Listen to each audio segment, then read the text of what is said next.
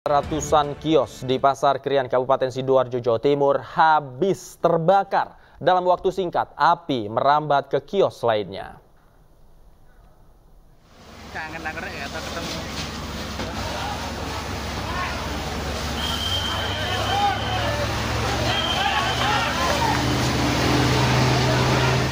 Jawa Timur ludes terbakar. Dalam waktu singkat, api merambat ke kios lainnya. Api menghanguskan ratusan kios di lantai 1 dan lantai 2 Pasar Krian Kabupaten Sidoarjo, Jawa Timur pada Selasa pagi. Banyak bahan material yang mudah terbakar membuat api cepat membesar dan meluluh lantakan bangunan kios maupun ruko. Api pertama kali diketahui warga berasal dari kios yang berada di tengah area pasar, kemudian menjalar hingga ke kios bagian belakang pasar. 16 unit mobil pemadam kebakaran dari BPBD Sidoarjo dan 8 unit damkar dari Dinas Pemadam Kebakaran Kota Surabaya dikerahkan untuk memadamkan api. Belum diketahui penyebab pasti kebakaran. Tidak ada korban jiwa dalam insiden kebakaran, namun kerugian ditaksir mencapai ratusan juta rupiah.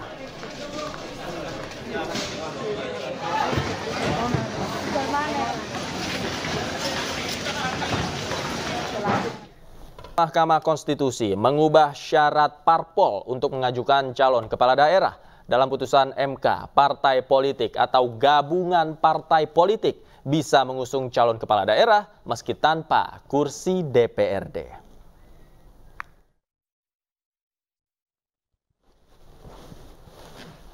Mahkamah Konstitusi mengabulkan sebagian gugatan Partai Buruh dan Partai Gelora yang meminta partai politik tanpa kursi DPRD bisa mengusung calon kepala daerah. Putusan ini dibacakan dalam sidang di Gedung MK Jakarta pada Selasa siang. Pemohon tersebut dicatat diulang permohonan. Jika sebelumnya ambang batas pencalonan kepala daerah sebesar 20% jumlah kursi DPRD atau 25% perolehan suara sah pemilu legislatif, kini tidak berlaku lagi. Ada sejumlah ketentuan untuk mengusulkan calon kepala daerah sesuai dengan jumlah daftar pemilih tetap di wilayah masing-masing, yakni minimal 6,5% suara, 7,5% suara, 8,5% suara, hingga 10% suara. Para pemohon dalam pokok permohonan 1 mengabulkan permohonan para pemohon untuk sebagian. 2 menyatakan pasal 40 ayat 1 Undang-Undang Nomor 10 Tahun 2016 tentang perubahan kedua atas Undang-Undang Nomor 1 Tahun 2015 tentang penetapan peraturan pemerintah pengganti Undang-Undang Nomor 1 Tahun 2014 tentang pemilihan gubernur, bupati, dan wali kota menjadi Undang-Undang Lembaran Negara Republik Indonesia Tahun 2016 Nomor 130 tambahan Lembaran Negara Indonesia Lembaran Negara Republik Indonesia Nomor 5898 bertentangan dengan Undang-Undang Dasar Negara Republik Indonesia tahun 1945 dan tidak mempunyai kekuatan hukum mengikat sepanjang tidak dimaknai. Partai politik atau gabungan partai politik peserta pemilu dapat mendaftarkan pasangan calon jika telah memenuhi persyaratan sebagai berikut. Untuk mengusulkan calon gubernur dan calon wakil gubernur, A. Provinsi dengan jumlah penduduk yang termuat pada daftar pemilih tetap sampai dengan 2 juta jiwa, partai politik atau gabungan partai politik peserta pemilu harus memperoleh suara sah paling sedikit 10% di provinsi tersebut. B. Provinsi dengan jumlah penduduk yang termuat pada daftar pemilih tetap lebih dari 2 juta jiwa sampai dengan 6 juta jiwa, partai politik atau gabungan partai politik peserta pemilu harus memperoleh suara sah paling sedikit 8,5% di provinsi tersebut. C. Provinsi dengan jumlah penduduk yang termuat pada daftar pemilih tetap lebih dari 6 juta jiwa sampai dengan 12 juta jiwa, partai politik atau gabungan partai politik peserta pemilu harus memperoleh suara sah paling sedikit 7,5% di provinsi tersebut. D. Provinsi dengan jumlah penduduk yang termuat pada daftar pemilih tetap lebih dari 12 juta jiwa, partai politik atau gabungan partai politik peserta pemilu harus memperoleh suara sah paling sedikit 6,5% di provinsi tersebut. Untuk mengusulkan calon bupati dan calon wakil bupati serta calon wali kota dan calon wali kota, A. kabupaten atau kota dengan jumlah penduduk yang termuat pada daftar pemilih tetap sampai dengan 250.000 jiwa. Partai politik atau gabungan partai politik peserta pemilu harus memperoleh suara sah paling sedikit 10% di kabupaten atau kota tersebut. B. Kabupaten atau kota dengan jumlah penduduk yang termuat pada daftar pemilih tetap lebih dari 250.000 jiwa. Diulang, dari 250.000 sampai dengan 500.000 jiwa. Partai politik atau gabungan partai politik peserta pemilu harus memperoleh suara sah paling sedikit 8,5% di kabupaten atau kota tersebut. C. Kabupaten atau kota dengan jumlah penduduk yang termuat pada daftar pemilih tetap lebih dari 500.000 sampai dengan 1 juta jiwa. Partai politik atau gabungan partai politik peserta pemilu harus memperoleh suara sah paling sedikit 7,5% di kabupaten atau kota tersebut. D. Kabupaten atau kota dengan jumlah penduduk yang termuat pada daftar pemilih tetap lebih dari 1 juta jiwa. Partai politik atau gabungan partai politik peserta.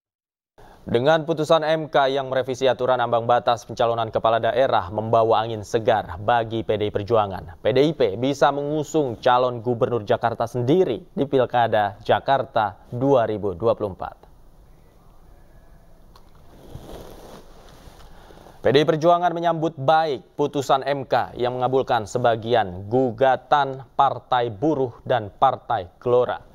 Berbekal 14% suara di Pileg DPRD DKI Jakarta 2024, maka PDI Perjuangan bisa mengusung calon gubernur Jakarta sendiri. PDI Perjuangan langsung menggelar rapat untuk membahas pilkada. PDI Perjuangan juga mempertimbangkan nama Anies Baswedan untuk diusung di Pilkada Jakarta. Udah 70, Mas. Ya, justru kami tersenyum karena keputusan MK tersebut ini mencerminkan bahwa ada berbagai upaya-upaya untuk di daerah khusus ibu kota membuat calon tunggal itu nanti tidak dimungkinkan lagi, dan kami mengucapkan terima kasih suara rakyat didengarkan dan PDI Perjuangan akan semakin menyatu dengan rakyat dan akan bisa ya mengajukan calon sendiri di Jakarta. Mengajukan Anies atau ya kan calon sendiri bisa mengajukan. Ya nanti kita lihat aspirasi rakyat. Ini kan suatu keputusan yang memberikan angin segar. Sehingga kami langsung berdialog untuk melihat bagaimana harapan-harapan rakyat tersebut. Penetapan Tanggal 27 sampai tanggal 29. Ada yang daftarkan tanggal 27, ada yang didaftarkan tanggal 29. Mas Anies kader dari PDIP. Peluang Mas Anies dengan Pak Hendrar gimana, Pak? Ya, namanya peluang kan setiap orang pemimpin yang mendapatkan apresiasi dari rakyat punya ruang untuk dicalonkan, dan itulah yang akan dicermati oleh PDI Perjuangan. Mas Anies lewat media sosialnya juga sudah mengutip Bung Karno, Mas. Baswedan untuk Cagup Jakarta, Mas Hasso. Tunggu tanggal mainnya. Ya, ini selalu keadilan itu akan mendapatkan jalannya. Dan melalui Partai Gelora, Partai Buruh, kami mengucapkan terima kasih. Tapi setelah itu akan ada komunikasi lebih lanjut dan lebih intens dengan Pak Anies? Akan lebih lanjut dilakukan komunikasi. Bahkan kemarin Pak Baskara juga sudah melakukan komunikasi. Sendiri itu Pak Anies Baswedan itu putra, ya tokoh pahlawan. Ya, Pak Baswedan itu beliau juga dikenal perjuangannya di BPUPK. Masa boleh minta tanggapan nih sih soal 10 senior Golkar ini teken surat buat mendorong Pak Jokowi jadi ketum Golkar. Saya tanggapannya, Pak. Ya, itu Tania yang mengusulkan. Oke, makasih. Siap. Mengenai pilkada di wilayah Banten, kemarin Golkar mengatakan kalau mereka bakal mengumumkan pencalonan Airin di wilayah Banten. Apakah PDI juga akan mencabut itu? Ya, itu kewenangan dari Partai Golkar, tapi aspirasi dari rakyat banyak yang membuat deklarasi untuk Airin dan Ade Sumardi. Itu aspirasi. Berdasarkan putusan MK hari ini, maka ambang batas pencalonan Gubernur Jakarta hanya membutuhkan 7,5% suara dari hasil pemilu legislatif sebelumnya. Dengan demikian, ada 8 partai politik yang bisa mengusung calon gubernur sendiri di Jakarta. Dan pemirsa, kami hadirkan datanya untuk Anda dari hasil pemilu legislatif DPRD DKI Jakarta 2024. PKS sebagai pemenang Pileg di Jakarta mengantongi 16,88% suara. Kemudian disusul PDI Perjuangan yang mengantongi 14,01% suara. Maka PKS dan PDI Perjuangan bisa mengajukan calon gubernur Jakarta sendiri. Kemudian Partai Gerindra mempunyai 12% suara. Lalu ada Partai Nasdem yang meraup 8,99% suara. Maka Gerindra dan Nasdem juga bisa mengusung calon gubernurnya sendiri. Selain itu, Partai Golkar dan PKB juga bisa mengusung calon gubernur Jakarta sendiri. Masing-masing memiliki 8,53% suara dan 7,76% suara. Dua parpol lainnya juga bisa mengusung calon gubernurnya sendiri, yaitu PSI yang memiliki 7,68% suara dan PAN dengan 7,51% suara.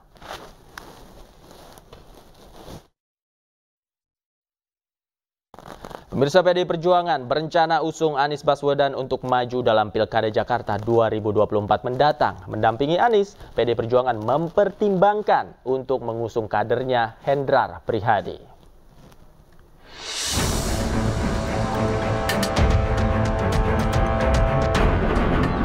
PDI Perjuangan berencana usung Anies Baswedan untuk maju dalam Pilkada Jakarta 2024. Ketua DPP PDIP Said Abdullah menyebutkan partainya mempertimbangkan kader PDIP yang juga sebagai mantan wali kota Semarang, Hendrar Prihadi, untuk mendampingi Anies Baswedan. Tentang pemilihan gubernur, bupati, dan wali kota menjadi undang-undang. Apalagi Mahkamah Konstitusi telah memutuskan bahwa partai politik bisa mengusung calonnya sendiri tanpa harus berkoalisi. Hal ini tentu membuka peluang PDI Perjuangan untuk menjagokan kadernya sendiri di Pilkada 2024. Kami lagi berupaya sedemikian rupa masih dengan partai-partai lain sebisa mungkin sebelum tanggal 27 kami cari peluang. Kalau peluangnya dapat, kami akan bawa Anies sebagai orang pertama dan Hendi sebagai orang kedua. Tapi udah ada komunikasi dengan Pak Anies belum, Pak? Sudah, saya yang komunikasi. PDI Perjuangan bisa mengusung Anies Hendrar dalam Pilkada Jakarta karena Mahkamah Konstitusi telah mengubah syarat pencalonan bagi partai politik. Hal ini diprediksi meramaikan kontestasi Pilkada Jakarta karena tidak hanya ada satu calon saja. Tim Liputan, iNews melaporkan. Mahkamah Konstitusi mengubah syarat parpol untuk mengajukan calon kepala daerah. Dalam putusan MK, partai politik atau gabungan partai politik bisa mengusung calon kepala daerah meski tanpa kursi DPRD.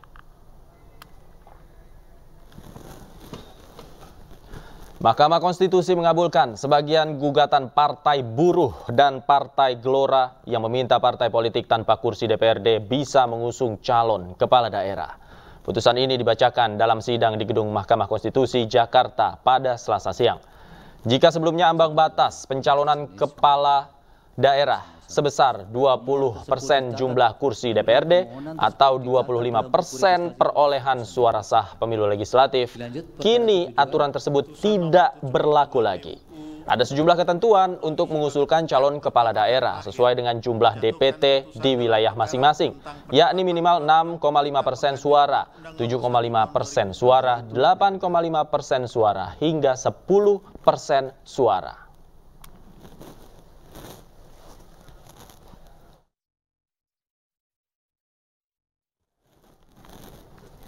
Dan pemirsa, berikut hasil putusan Mahkamah Konstitusi soal Pilkada. Mahkamah Konstitusi meminimalkan calon tunggal di Pilkada. MK memutuskan parpol tanpa kursi tetap bisa ajukan calon kepala daerah. Sementara itu, putusan MK juga mengubah ambang batas pengajuan calon kepala daerah dari yang sebelumnya 25% menjadi 7,5%. Selain ambang batas, MK juga merubah aturan dalam putusannya, yakni calon kepala daerah minimal berusia 30 tahun.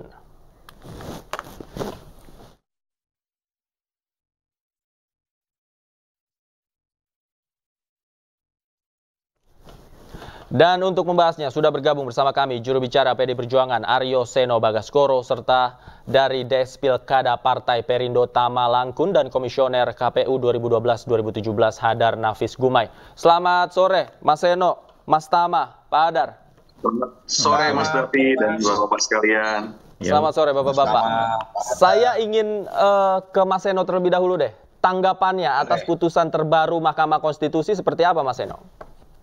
Ya, ini kita selalu sampaikan beberapa bulan, beberapa minggu terakhir, PDI Perjuangan berada di posisi yang tidak mudah, di fait accompli, seakan-akan kita kalau tidak ikut serta bersama dengan barisan kerjasama politik yang super besar, lalu kita sangat kesulitan untuk bisa menentukan mengusung calon yang dapat menjadi opsi alternatif bagi warga Jakarta. Tentu saja itu karena ada batas persyaratan dari komposisi partai politik yang harus dipatuhi oleh semuanya. Ya. Tapi kami yakin bahwa ekspresi aspirasi masyarakat Jakarta sebenarnya sangat dinamis. Bagaimana tidak, di setiap survei selalu ada setidaknya 3 nama yang sangat kompetitif di Jakarta, yaitu Pak Anies Baswedan, Pak Basuki Cahayapurnama, dan Pak Ridwan Kamil. Tetapi realitas politik per kemarin malam memang yang sangat mengerucutkan Pak Ridwan Kamil yang kemudian aman di dalam kontestasi tersebut. Maka kami selalu bersikap kami ingin bertahan kepada prinsip politik kami. Sebagai partai yang digerakkan oleh gagasan, kita percaya bahwa di last minute akan ada sebuah terobosan politik. Kita punya keyakinan mata batin politik bahwa dengan bersama dengan kehendak rakyat kita akan dapat mengusung nama terbaik. Lalu hari ini muncul putusan ini. Buat kami ini adalah semacam buah dari kesabaran revolusioner. Kita yakin bahwa putusan ini konstitusional dan menjadi amanat konstitusi yang sah, serta dapat membuka ruang luas bagi banyak pihak untuk bisa mengusung calon sesuai dengan kaderisasi yang terjadi di partai politik masing-masing, termasuk partai non-parlemen yang selama ini jarang berkontribusi banyak di dalam proses pilkada. Buat kami ini tidak hanya angin segar bagi masyarakat Jakarta, tapi juga di banyak daerah lain ini dapat memunculkan opsi-opsi terbaik. Dan banyak partai politik dapat mengusung kadernya sendiri di dalam pilkada. Buat kami ini hal yang baik, hal yang bagus. Khusus di Jakarta artinya peta politik semua berubah. Kami menyambut dengan tangan terbuka apabila ada kawan-kawan partai politik yang mau bergabung dengan kami, yang sudah mendeklarasikan dukungan sebelumnya, dan kemudian berpikir ulang, mengevaluasi untuk sebelumnya, nanti kami akan mengumumkan calon yang tepat di timing yang tepat. Silakan bergabung dengan kami. Itu Mas, terima kasih. Oke, kalau PDI Perjuangan kecenderungannya mengusung kader sendiri atau memang sudah 90% nama Anies Baswedan ini yang akan didapuk? Tentu sebagai partai yang berasas kaderisasi kita mempertimbangkan kader-kader kami. Ya. Ada nama Pak Basuki Cahayapurnama di sana yang surveinya juga selalu nempel. Ada juga Pak Rano Karno, lalu Pak Hendrar Priyadi, yang ini muncul sebagai aspirasi dari bawah. Tapi juga kita tidak boleh menutup mata bahwa banyak yang mengusulkan kepada kami nama Pak Anies Baswedan. Buat kami ini semua sedang berjalan, nanti di timing yang tepat akan kami umumkan, tapi yang pasti di antara cakup dan cawagup yang akan kami usung, pasti ada nama kader di sana. Oke, baik, saya ke Mas Tama. Mas Tama, Perindo dalam konteks Pilkada Jakarta sudah menentukan sikapnya kemarin. Nah, tanggapan Anda terhadap putusan MK terbaru seperti apa, Mas Tama? Ya, saya rasa terkait dengan putusan MK yang terbaru ini merupakan angin segar begitu bagi partai yang ada di Indonesia. Artinya partai kami yang kemudian memang selalu berdasarkan pada kursi-kursi yang ada, berapa perolehan kursinya, hari ini ternyata ada peluang baru yang kemudian kita bisa hitung dengan DPT, begitu ya, persentasenya DPT. Dan tentu saja ini juga akan merubah peta politik di tingkat daerah. Suara-suara kami yang memang awalnya hanya suara yang berdasarkan kursi DPRD di tingkat daerah, hari ini kita bisa masuk ke tingkat yang menurut saya lebih besar lagi. Kita punya peluang yang sama di kemudian hari. Nah, terkait dengan putusan ini dengan Jakarta memang kita juga sudah menentukan pilihan bersama dengan Pak RK begitu. Nah, tentu saja apa yang sudah diputuskan tentu akan kami jalankan. Nah, dalam konteks ke depan tentu kita terus akan melihat perubahan-perubahan politik yang terjadi. Bagaimana kemudian posisi partai kami ke depan, tentu kita juga harus melihat peluang-peluang yang ada. Nah, ini juga akan jadi bahan evaluasi buat kami karena terkait dengan putusan tentu ada perubahan peta politik di daerah Dan tentu saja secara administratif kita juga harus melihat hal tersebut. Hampir sebagian besar menurut kami partai politik sudah menentukan pilihan-pilihannya di daerah. Nah ini yang kemudian kita harus lihat lagi, karena pasca putusan ini kita juga harus melihat bagaimana sikap KPU. Apakah dia langsung menerbitkan PKPU, apakah masih nanti-nanti, dan seperti apa ke depannya, apakah langsung otomatis ini kemudian dikerjakan dan berlaku untuk semuanya. Oke, Mas Tama, artinya kalau dalam konteks DKI atau Jakarta, ini sudah akan mengikuti putusan sebelumnya ya, dukungan kepada Pak Ridwan Kamil, tidak tergoda dengan ajakan-ajakan yang tadi dikatakan oleh Mas Seno. Saya rasa dalam politik semuanya masih mungkin, Mas. Jadi kita masih punya waktu dari hari ini sampai dengan tanggal 27. Karena pendaftaran 27 sampai dengan tanggal 29.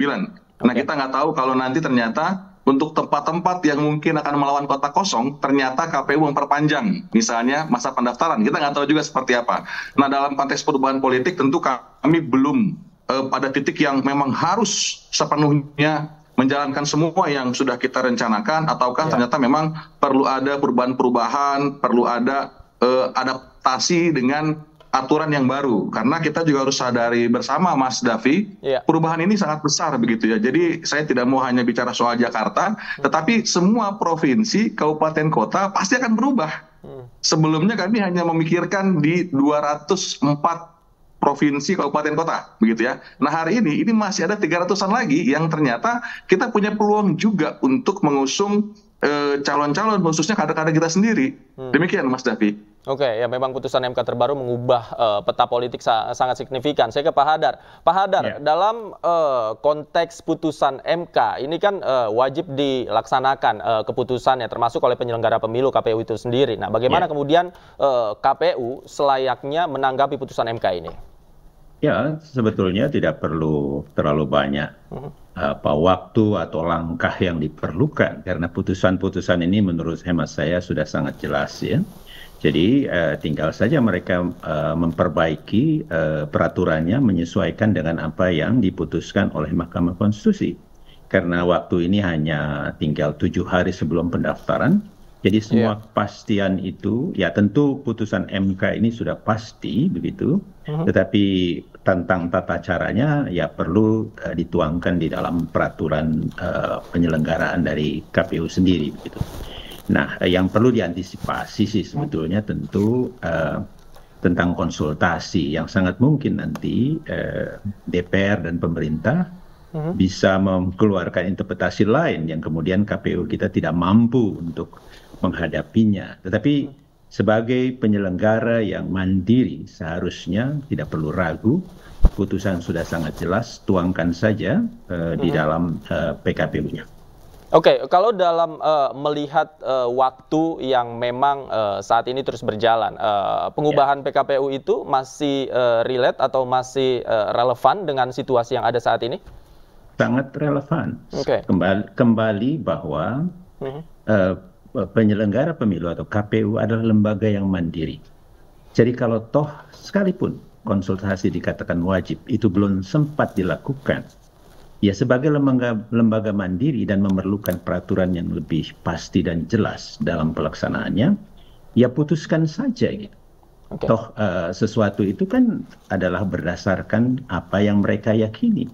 Dan sekarang yang harus juga jadi pegangan adalah putusan Mahkamah Konstitusi. Jadi menurut saya bisa saja ini persoalan hanya beberapa hari saja sebetulnya untuk mereka segera putuskan. Jadi jangan kemudian mengkaitkan dengan konsultasi yang tidak bisa dilakukan karena DPR dan pemerintah misalnya belum ada waktu. Mereka bisa bersurat dan sebetulnya sudah juga dicerminkan di putusan Mahkamah Konstitusi terkait tentang pendaftaran dan putusan MK terkait nomor 90 yang lalu. Kan MK juga bilang kalau toh memang tidak dituangkan di dalam peraturan KPU tetap harus dilaksanakan. Nah, jadi ini ada pilihan, tapi menurut saya yang terbaik rubahlah peraturannya, dan itu sebenarnya urusan internal saja. Nanti setelah ditetapkan, kalau toh kemudian ada hal yang mau pertanyakan kembali dalam konsultasi, silakan dilakukan. Tetapi sebagai satu lembaga yang mandiri, KPU bisa menetapkan atau memutuskan sendiri PKPU-nya. Oke, sayang sekali saya sebenarnya ingin ke Mas Seno, namun nampaknya Mas Seno ada agenda lain sehingga harus meninggalkan diskusi kita terlebih dahulu. Saya ke Mas Tama deh kalau begitu. Mas Tama, melihat putusan MK ini kan berimbas pada komunikasi politik Partai Perindo terhadap partai-partai yang lain, nih, khususnya di daerah-daerah. Bagaimana kemudian komunikasi ini dibangun ulang begitu oleh kepada partai politik yang lain, Mas Tama? Ya, Mas Davi, saya rasa kalau Partai Perindo tidak perlu membangun ulang komunikasi karena hampir semua komunikasi yang kami lakukan itu tidak pernah berhenti. Termasuk misalnya dengan Mas Seno ya, artinya sebagai kader PDIP kita juga pernah bersama pada saat Pilpres, dan saya rasa kerjasama Perindo dengan PDIP kan juga terjadi di semua daerah, gitu ya. Jadi saya rasa ini hanya tinggal melanjutkan saja dan menata saja akan seperti apa ke depannya. Dan saya rasa dalam konteks politik, perubahan-perubahan usulan atau dukungan itu sesuatu yang sangat wajar terjadi. Jadi memang kita hanya perlu menghitung dan mengkalkulasi ulang kira-kira di manakah kemudian Partai Perindo punya kesempatan untuk mengajukan kader-kader terbaiknya. Nah, selain itu tentu saja tadi ada komposisi dan momok yang mengerikan menurut saya, Mas Davi, adalah melawan kota kosong. Nah, konteks melawan kota kosong ini kan juga hampir terjadi di beberapa tempat. Dan kami dari Partai Perindo tentu saja dengan kursi yang tidak sebanyak partai-partai parlemen, kita tentu saja harus menentukan, harus memilih mana posisi yang terbaik dan memaksimalkan kursi-kursi yang kami punya. Nah, hari ini ketika ada putusan MK, tentu ketakutan cakada-cakada atas kursi kosong saya rasa sudah mulai bisa teralihkan, sudah mulai bisa dihilangkan ketakutan tersebut, begitu ya, karena ada peluang lain yang kemudian bisa mencalonkan kepala daerah yang tadinya akan didorong dengan konsep kota kosong. Oke, bagaimana kemudian Partai Perindo mengkalkulasi ketika PDI Perjuangan bisa mengusung calonnya saat ini? Nah, kita ketahui nama-nama selain Ridwan Kamil kan ada nama-nama Basuki Cahayapurnama, kemudian kader PDI Perjuangan yang lain termasuk Anies Baswedan. Apakah kalkulasi terhadap Anies Baswedan ini nanti seperti apa nih? Ya, sejauh ini tentu saja kita masih berpegang teguh pada keputusan yang sudah diambil karena kita juga mempertimbangkannya dengan masak-masak, mempertimbangkannya secara panjang, partisipatif, mendengarkan masukan dari semua struktur partai. Nah, tapi kemudian tentu saja sebagai partai politik kita tidak boleh anti perubahan, begitu ya. Ketika memang ada perubahan-perubahan tertentu yang memang mengharuskan kita untuk mengalihkan dukungan dan lain sebagainya, tentu saja akan sangat tergantung pada perubahan situasi. Tapi yang pasti pada saat ini kami tetap pada komitmen di awal yang tentu saja sudah diputuskan secara baik-baik oleh Ketua Umum Partai Perindo. Oke, saya ke Pak Hadar. Pak Hadar, sebelum ini kan ada isu pelanggaran etik yang menerpa Komisi Pemilihan Umum begitu, terutama kaitannya dengan putusan MK. Nah, kalau dengan putusan MK yang saat ini, kemudian sikap sebagai tindak lanjut dari putusan MK di KPU, apakah potensi-potensi tersebut bisa terjadi di KPU? Bisa saja begitu, karena sangat tergantung dengan ya para komisioner sekarang yang sebagai belakangan ditunjukkan mereka tidak terlalu kokoh amat gitu ya untuk memutuskan apa yang mereka yakini sesungguhnya gitu. Nah, jadi ruang-ruang tekanan intervensi dari luar itu sangat lebih mudah masuk sehingga kelihatan dalam mengambil keputusan mereka tidak kokoh gitu. Tetapi begini ya, mereka harus lebih hati-hati karena di putusan-putusan MK belakangan ada hal yang nyata-nyata mereka langgar di dalam pemilu yang lalu. Nah, itu yang harus diantisipasi betul. Misalnya saja tentang pencalonan perempuan yang tidak dilakukan sekurang-kurangnya 30%. Kemudian di putusan MK ada yang diperintahkan pemungutan suara ulang, misalnya di daerah Gorontalo 6 untuk DPRD Provinsi Gorontalo. Kemudian juga ada beberapa yang lain. Nah, ini harus hati-hati. Di dalam putusan nomor 70 tentang batas usia minimal calon pun, itu di dalam pertimbangannya MK sudah mengingatkan, kalau ini tidak dilakukan, nanti itu sangat mungkin akan dibatalkan. Nah, ini KPU harus berhati-hati betul. Bayangkan kalau nanti diloloskan seperti apa yang selama ini putusan Mahkamah Agung dan mereka tuangkan di dalam PKPU-nya, di mana mengukur usia minimal itu adalah 30 tahun untuk pemilihan gubernur pada saat pelantikan, itu akan berantakan semuanya. Itu akan merugikan si calon, karena kalau nanti ada gugatan ke Mahkamah Konstitusi, itu saya yakin akan dibatalkan. Nah, jadi KPU harus betul-betul mempertimbangkan tindakannya dan harus betul-betul mematuhi apa yang sudah dituangkan di dalam putusan MK, utamanya terhadap putusan perkara nomor 60 dan 70 ini. Dan menjalankannya dengan baik untuk tentu saja ini akan berimbas pada konstelasi politik pada pilkada ke depan. Kita tunggu nanti jalannya akan seperti apa. Terima kasih Pak Hadar Nafis Gumai sudah bergabung bersama kami. Mas Tama Langkun juga terima kasih sudah meluangkan waktu bersama kami di Ayu Sore. Sebelumnya juga ada Aryo Seno Bagaskoro. Terima kasih Bapak-bapak, sehat selalu. Selamat sore. Selamat sore. Partai Golkar menggelar rapat pimpinan nasional dan musyawarah nasional 11 hari ini. Salah satu agenda utamanya untuk memilih ketua umum baru pengganti Erlangga Hartarto yang mundur beberapa waktu yang lalu. Rapat pimpinan nasional dan musyawarah nasional 11 Partai Golkar digelar hari ini di Jakarta Convention Center, Jakarta. Rapimnas digelar untuk mengesahkan pengunduran diri Erlangga Hartarto dari kursi ketua umum. Sedangkan musyawarah nasional 11 yang mulai digelar sore ini untuk memilih ketua umum pengganti Erlangga Hartarto. PLT Ketua Umum Partai Golkar Agus Gumiwang Kartasasmita menyebut Bahlil Lahadalia akan ditetapkan sebagai ketua umum.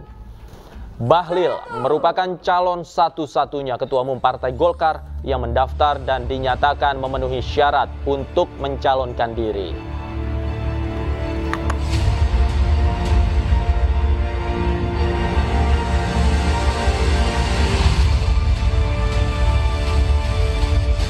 Ketua Dewan. Dan untuk mengetahui informasi terkait rapat pimpinan nasional dan musyawarah nasional Partai Golkar, sudah ada rekan kami Irfan Hardiansyah di Jakarta Convention Center, Senayan, Jakarta. Selamat sore, Irfan. Seperti apa jalannya Rapimnas dan Munas Golkar? Ya baik, selamat sore Davi dan juga pemirsa. Pada hari ini Partai Golkar menggelar Rapimnas dan juga Munas 11 tahun 2024. Dan salah satu agenda utama Munas 11 ini adalah pemilihan ketua umum baru Partai Golkar untuk memimpin selama 5 tahun ke depan. Usai kemarin Erlangga Hartarto mengundurkan diri sebagai ketum Golkar. Dan tadi PLT Ketum Partai Golkar Agus Gumiwang mengungkapkan bahwa Bahlil akan ditetapkan sebagai ketua umum Partai Golkar baru untuk 5 tahun ke depan. Dan dapat kami informasikan juga bahwa Bahlil merupakan satu-satunya calon ketua umum Golkar yang mendaftar dan dinyatakan memenuhi syarat untuk mencalonkan diri. Dan sebelumnya ini ada nama Ridwan Hisyam yang mendaftarkan diri sebagai calon ketua umum Golkar, namun Ridwan dinyatakan tidak memenuhi syarat dalam pencalonan sebagai ketum. Davi dan juga pemirsa, dapat kami informasikan juga bahwa Rapimnas pada hari ini sudah digelar sejak pukul 8.30 pagi tadi dan dinyatakan selesai sejak pukul 13 waktu Indonesia bagian Barat. Sementara itu untuk pembukaan Munas ini sudah selesai pada pukul 17 waktu Indonesia bagian Barat dan akan dilanjutkan kembali pada pukul 19 waktu Indonesia bagian Barat. Tadi dalam sambutan di pembukaan Munas 11 ini, Bambang Susatyo atau Bamsud selaku Ketua Penyelenggara Munas ini menyampaikan bahwa Bahlil akan diumumkan sebagai ketum Golkar pada malam ini dikarenakan memang Bahlil ini merupakan satu-satunya calon ketua umum Golkar.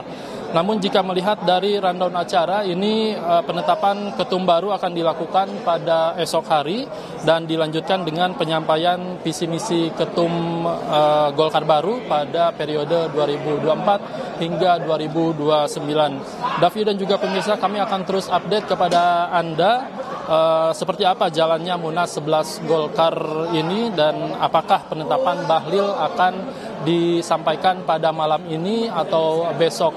Dikarenakan memang untuk Munas sendiri ini dilaksanakan selama 2 hari, mulai hari ini dan juga esok hari. Davi. Baik, terima kasih Irfan Hardiansyah atas laporan Anda langsung dari JCC Senayan, Jakarta. Selamat bertugas kembali. Sementara itu, pemirsa, Bahlil Lahadalia menjadi calon tunggal bakal calon ketua umum Golkar yang akan diputuskan pada Musyawarah Nasional Partai Golkar. Bahlil merupakan satu-satunya nama yang lolos atau memenuhi syarat setelah Ridwan Hisyam dinyatakan tidak lolos verifikasi.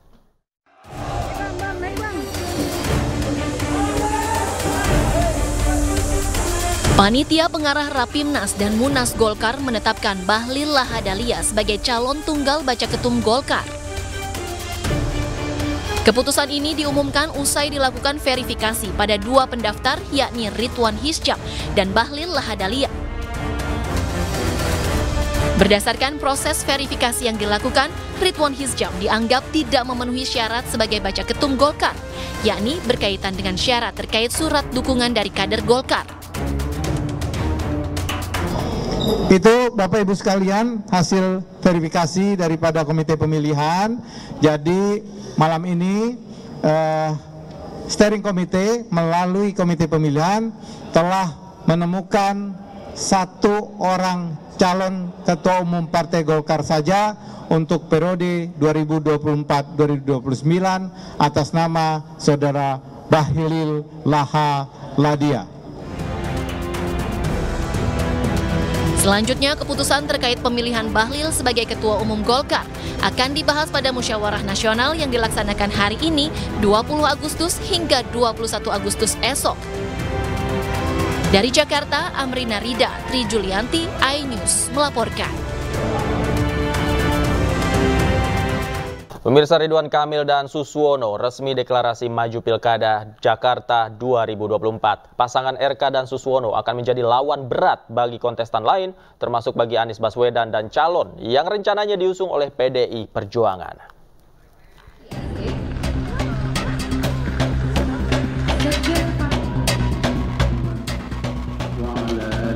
Senin siang, Koalisi Indonesia Maju Plus mendeklarasikan Ridwan Kamil dan Suswono sebagai pasangan calon gubernur dan wakil gubernur Jakarta. Mereka mendapat dukungan dari 9 partai politik, termasuk 3 partai non-parlemen dengan perolehan 90 kursi sebagai modal bertarung di Pilkada 2024. Hal ini menjadikan RK Suswono sebagai pasangan calon yang mendapat dukungan dari partai politik paling banyak, yaitu Gerindra, Golkar, Demokrat, PAN, PSI, PKS, PKB, Nasdem, dan Partai Perindo. Dengan mengantongi dukungan ini, maka kontestasi Pilkada 2024 tidaklah sulit bagi Ridwan Kamil dan Suswono. Apalagi basis suara PKS di Jakarta sangatlah kuat.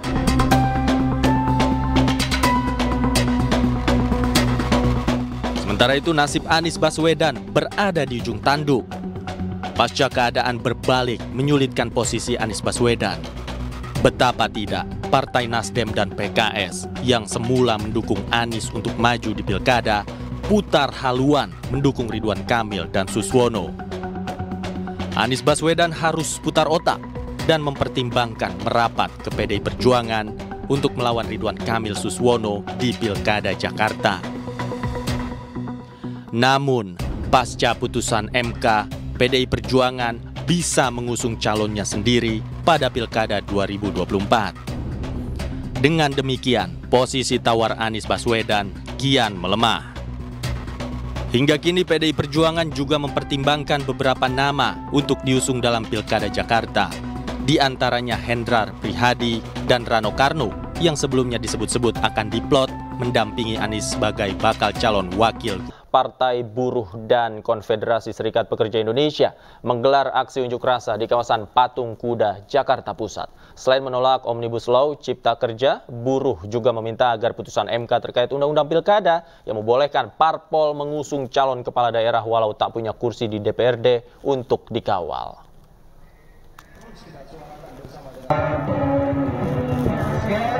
Massa yang tergabung dalam Konfederasi Serikat Pekerja Indonesia dan Partai Buruh berunjuk rasa di kawasan Patung Kuda, Jakarta Pusat siang tadi.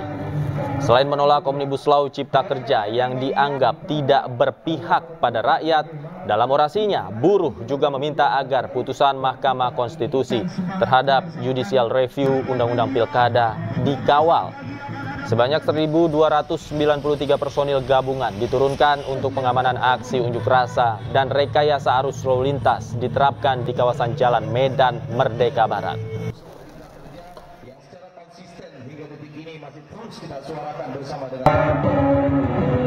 Sekali informasi kepada seluruh rekan-rekan media, 2 menit lagi. Pemirsa, Komisi Pemilihan Umum rencananya akan menggelar konferensi pers untuk menanggapi hasil putusan MK terkait Undang-Undang Pemilu. Dan untuk mengetahui suasana terkini dari konferensi pers KPU, sudah ada rekan kami Indra Setiabudi di Jakarta Convention Center Jakarta. Selamat malam. Indra, pukul berapa rencananya konferensi pers KPU dimulai? Ya, Davi dan juga pemirsa, untuk terkait konferensi pers untuk KPU ini akan berlangsung diagendakan pada pukul 19.00 waktu Indonesia Barat nanti malam. Yang mana ini masih ada sejumlah persiapan dan internal dari KPU ini masih rapat internal di JCC Senayan Jakarta Pusat ini. Mengingat terkait akan mengomentari putusan MK yang telah mengabulkan sebagian gugatan yang dilayangkan oleh Partai Buruh maupun Partai Gelora terkait dengan syarat pengajuan kepala daerah pada Pilkada 2024. Yang mana dapat kami informasikan khusus untuk Pilkada di Jakarta, ambang batas pengajuan calon gubernur minimal 7,5% dari yang semula 20% hingga 25%, Davi. Hal tersebut disampaikan saat rapat putusan sidang MK yang diselenggarakan pada siang hari tadi di Gedung MK Jakarta Pusat, yang mana ini mengartikan bahwa akan ada bakal calon lain, Davi, untuk melawan RK dan juga calon independen dalam kontestasi Pilkada 2024. Selain itu, dengan adanya kontestasi putusan Mahkamah Konstitusi ini membuka peluang yang sangat lebar bagi parpol-parpol lain untuk mengusung calon kepala daerah dalam kontestasi Pilkada 2024 mendatang.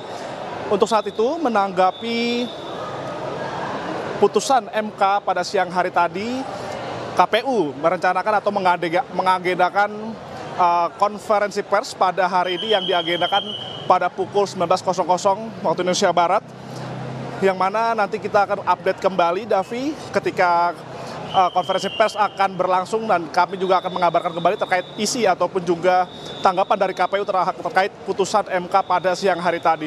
Sementara itu, Davi. Baik, kita nantikan bersama konferensi pers KPU terkait putusan MK. Terima kasih Indra Setiabudi melaporkan langsung dari JCC Senayan Jakarta. Selamat bertugas kembali.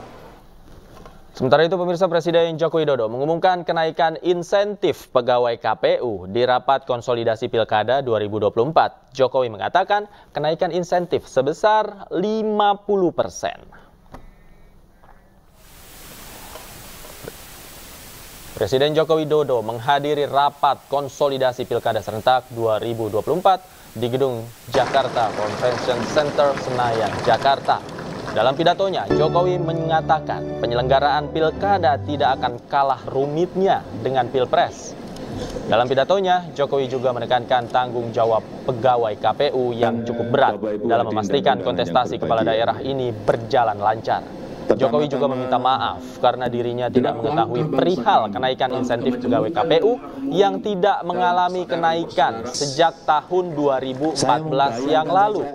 Dalam pidatonya, Jokowi mengumumkan akan menaikkan insentif pegawai KPU sebesar 50%. Diharapkan dengan kenaikan insentif ini, pegawai KPU dapat lebih semangat dan teliti dalam penyelenggaraan Pilkada mendatang.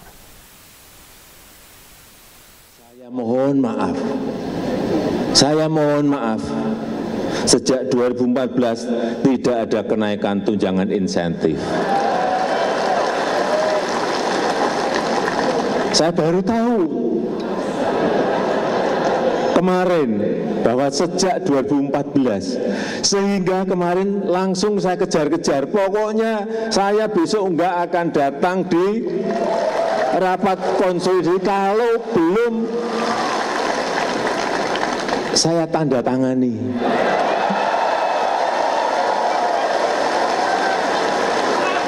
Alhamdulillah kemarin sudah saya tanda tangani.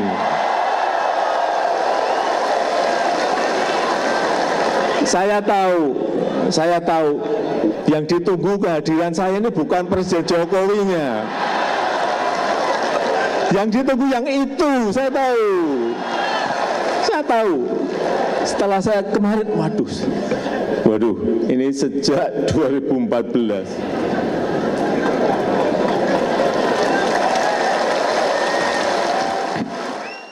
Pemirsa, Partai Perindo kembali memberikan surat rekomendasi dukungan jelang Pilkada serentak 2024. Kali ini dukungan diberikan kepada bakal calon gubernur dan bakal calon wakil gubernur NTT dan Kepulauan Riau.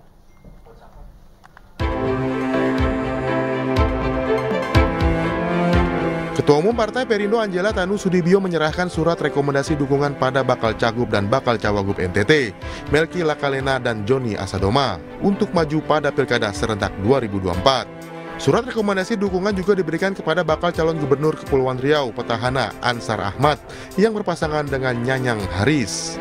NTT adalah salah satu wilayah yang dekat dengan hati saya karena saya di Kemenparekraf memang banyak bekerja dengan NTT dan juga tentunya Kepri, ya, jadi sudah sangat mengenal kiprah dari Pak Ansar juga, dan Pak Melki saya lihat juga ini visinya untuk NTT khususnya sangat luar biasa. Dukungan ini memberi semangat dan motivasi bagi pasangan Melki Johni dan Ansar Nyanyang untuk membangun daerahnya di segala bidang, baik dari sektor pariwisata maupun kelautan. Tentu ini adalah sebuah dukungan yang bagi kami berarti karena Perindo adalah salah satu partai yang menurut kami tentu memberikan kontribusi besar bagi Indonesia dan juga bagi kami di Nusa Tenggara Timur. Tentu kami ingin sampaikan ucapan terima kasih, apresiasi buat pimpinan Perindo, Bu Angela dan teman-teman semua yang telah memberikan kepercayaan kepada kami, memberikan mandat kepada kami untuk bersama-sama melanjutkan pembangunan di Provinsi Kepri karena saya kebetulan gubernur incumbent. Partai Perindo juga akan menurunkan kadernya di NTT dan Kepri untuk memenangkan calon kepala daerah yang didukungnya pada Pilkada serentak 2024 mendatang. Dari Jakarta, Ayah Nufus, Jemi Jasin, iNews melaporkan. Pemirsa, pakar hukum tata negara Refli Harun mengapresiasi putusan MK yang mengubah syarat pencalonan Pilkada 2024. Refli menyebut putusan MK ini menyelamatkan demokrasi dari pembajakan elit politik. Sementara itu, juru bicara Anies Baswedan optimis tingginya elektabilitas Anies akan membuatnya dilirik partai politik. Ini menurut saya menyelamatkan demokrasi lokal ya, yang coba dibajak oleh elit-elit politik yang biasanya memborong semua partai politik agar tidak ada yang bisa mencalonkan lagi. Dan ini menurut saya fenomena yang tidak baik dalam demokrasi kita, dan MK menyelamatkan demokrasi lokal itu dengan memberikan kemudahan dalam mengajukan calon, bukan lagi 25% suara atau 20% kursi, tapi cukup 7,5% suara dari jumlah DPT ya di pemilu legislatif DPRD DKI kalau dalam konteks DKI. Jadi ini menurut saya hal yang baik, tidak hanya menyelamatkan DKI dari kemungkinan di-capture oleh kekuasaan, tetapi juga daerah-daerah lain, begitu.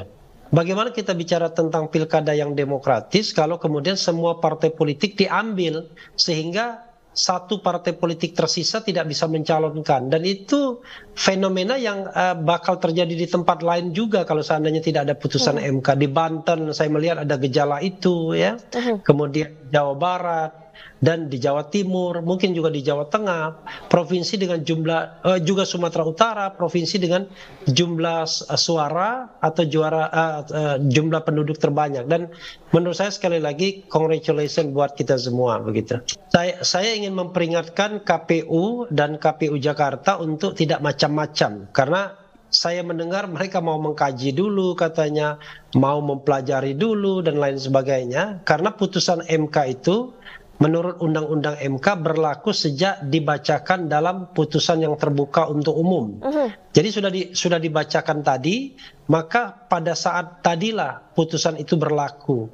Jadi terhadap putusan MK ya yang seperti ini ya tidak perlu lagi kemudian memerlukan macam-macam. Sudah langsung untuk berkomunikasi dengan dari partai PDI terutama, dan memang elektabilitas Pak Anies yang memang ada di urutan pertama itu menjadi salah satu hal yang bisa dipertimbangkan untuk partai-partai bisa mendukung Mas Anies di Pilkada DKI hari besok ini. Dan memang komunikasi yang intens juga menjadi hal yang jadi pertimbangan baik.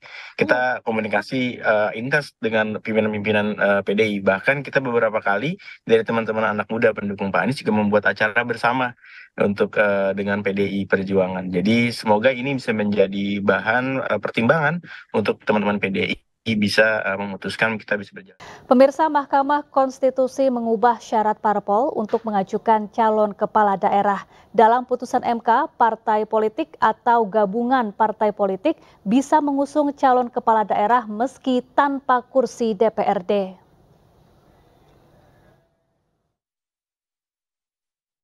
MK mengabulkan sebagian gugatan Partai Buruh dan Partai Gelora yang meminta partai politik tanpa kursi DPRD bisa mengusung calon kepala daerah.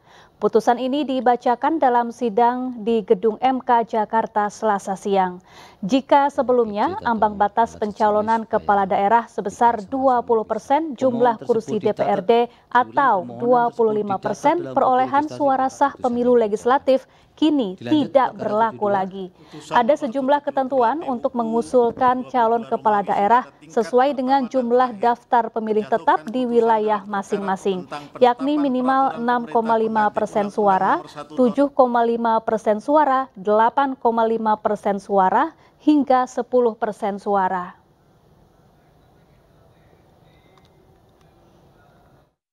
Para pemohon, dalam pokok permohonan 1 mengabulkan permohonan para pemohon untuk sebagian. 2 menyatakan pasal 40 ayat 1 Undang-Undang Nomor 10 Tahun 2016 tentang perubahan kedua atas Undang-Undang Nomor 1 Tahun 2015 tentang penetapan peraturan pemerintah pengganti Undang-Undang Nomor 1 Tahun 2014 tentang pemilihan gubernur, bupati, dan wali kota menjadi undang-undang. Lembaran Negara Republik Indonesia tahun 2016 nomor 130, tambahan Lembaran Negara Indonesia, Lembaran Negara Republik Indonesia nomor 5898, bertentangan dengan Undang-Undang Dasar Negara Republik Indonesia tahun 1945 dan tidak mempunyai kekuatan hukum mengikat sepanjang tidak dimaknai. Partai politik atau gabungan partai politik peserta pemilu dapat mendaftarkan pasangan calon jika telah memenuhi persyaratan sebagai berikut. Untuk mengusulkan calon gubernur dan calon wakil gubernur, A. Provinsi dengan jumlah penduduk yang termuat pada daftar pemilih tetap sampai dengan 2 juta jiwa, partai politik atau gabungan partai politik peserta pemilu harus memperoleh suara sah paling sedikit 10% di provinsi tersebut. B. Provinsi dengan jumlah penduduk yang termuat pada daftar pemilih tetap lebih dari 2 juta jiwa sampai dengan 6 juta jiwa, partai politik atau gabungan partai politik peserta pemilu harus memperoleh suara sah paling sedikit 8,5% di provinsi tersebut. C. Provinsi dengan jumlah penduduk yang termuat pada daftar pemilih tetap lebih dari 6 juta jiwa sampai dengan 12 juta jiwa, partai politik atau gabungan partai politik peserta pemilu harus memperoleh suara sah paling sedikit 7,5% di provinsi tersebut. D. Provinsi dengan jumlah penduduk yang termuat pada daftar pemilih tetap lebih dari 12 juta jiwa, partai politik atau gabungan partai politik peserta pemilu harus memperoleh suara sah paling sedikit 6,5% di provinsi tersebut.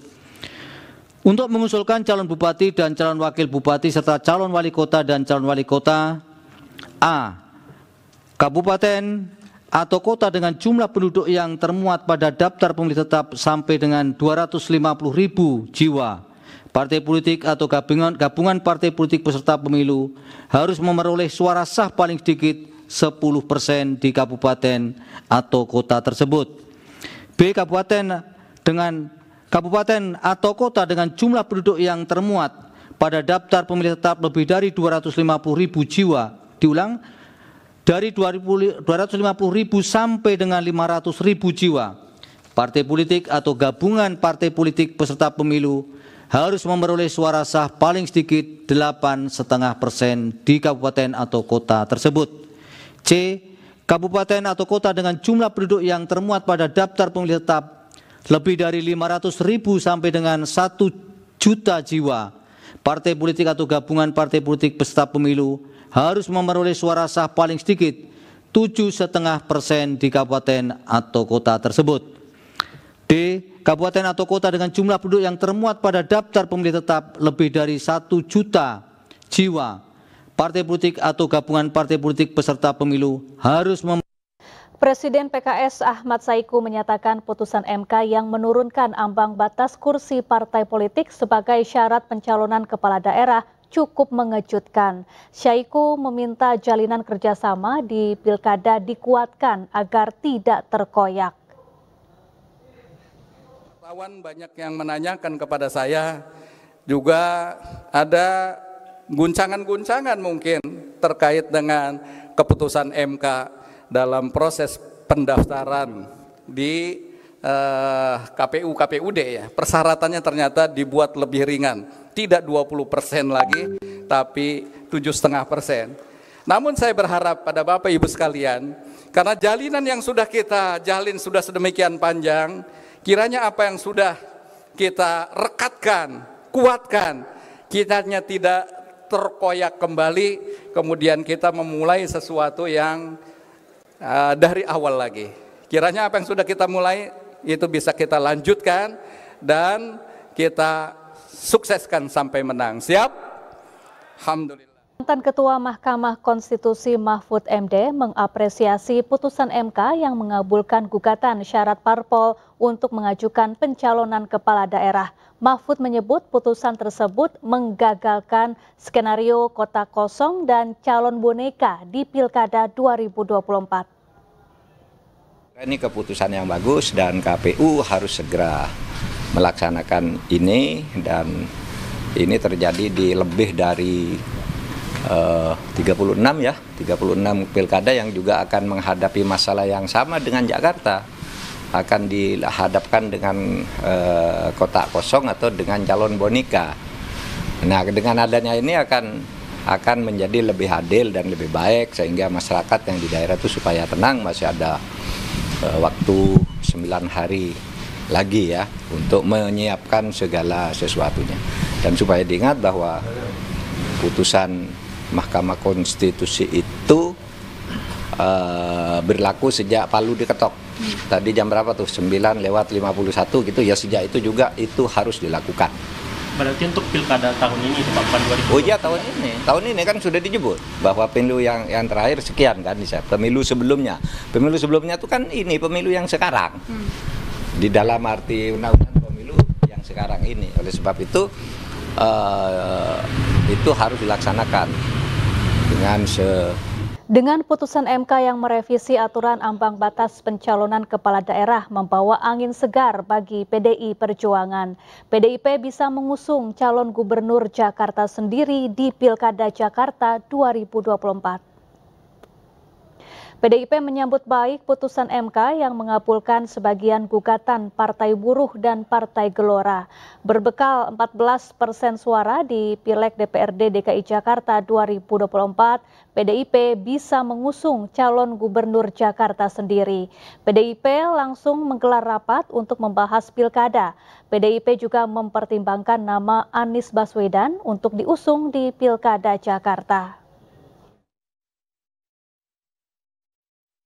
sudah 70, Mas.